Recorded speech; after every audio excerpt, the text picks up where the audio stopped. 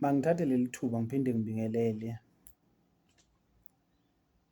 kubantu bakwaZulu wonkana.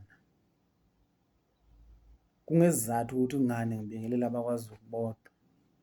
Ngiyazi ukuthi into engizokhuluma ngayo manje kungenzeka ukuthi kunabantu angesibo abakwaZulu abayithola bekulesiya sikhungo. Eqinisweni ngifuna ukukhuluma nge-graduation yase-UKZN, University of KwaZulu Natal. Inhle into esiyibona yenzeka kuleya graduation.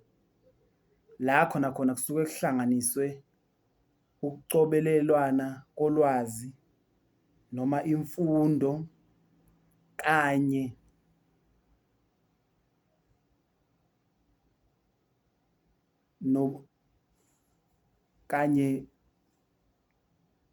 nobubona abantu bakwaZulu.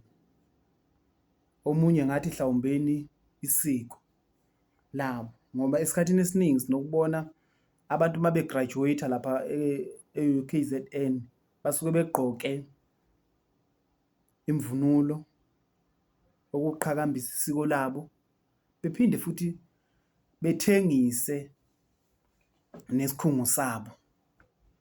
Angibonge futhi abaphathi bayo leya nyuvesi ukuthi beyivumele into efana naleyo, ngoba leyo nto leyo iyakhomba futhi iyagqugquzela ukuthi thina singama-Africans kumele sizazi ukuthi singobani.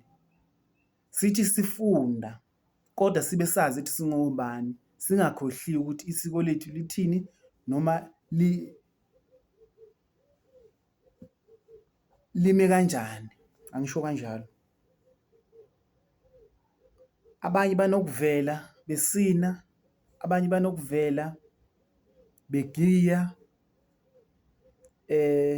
abanye banokuvela mangithi besina kakhulukazi ngisho lokho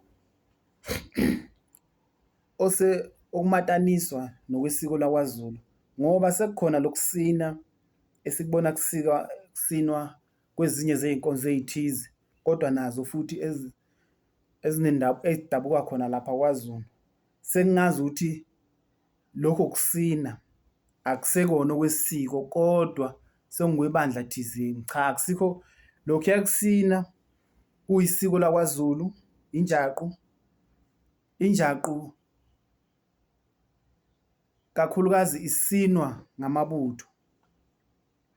Ukusina nje lokho kwalelo bandla umnikazi walo noma umsunguli walo wazi kahle amhlophe ukuthi wakuthatha wahlanganisa isiko lakwaZulu elihlanganisa nani nenkolo yobuKrestu. Kwase kuphuma le nkolo yabo le engingayazi ukuthi kodwa bona bathi banegama abalisebenzisayo.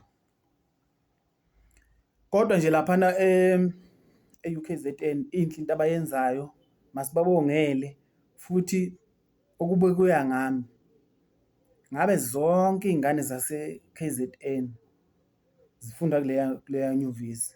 Kodwa-ke ngazizathu thizeni siyay'bona ey'ningi ziyavela lapha koVets zihlangene futhi nakhona ziqhuba nalo isiko. Siyay'bona ko-T2 zihlangene nakhona futhi ziqhuba lona isiko. Yizeni zibe zifaka ulwazi olunzulu lwezemfundo emakhanda azo, kodwa isiko nazo azilishiyile. Le-first aid, UFS nakhona siyababona futhi. Cha, ngithi ngibathule isigqoko ngempela abantu base-UKZN, abaphathi bakhona nabafundi bakhona nabanye futhi abasenesifiso sokuthi beyofunda khona.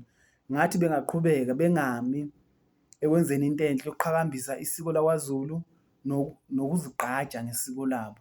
Ngiyabonga.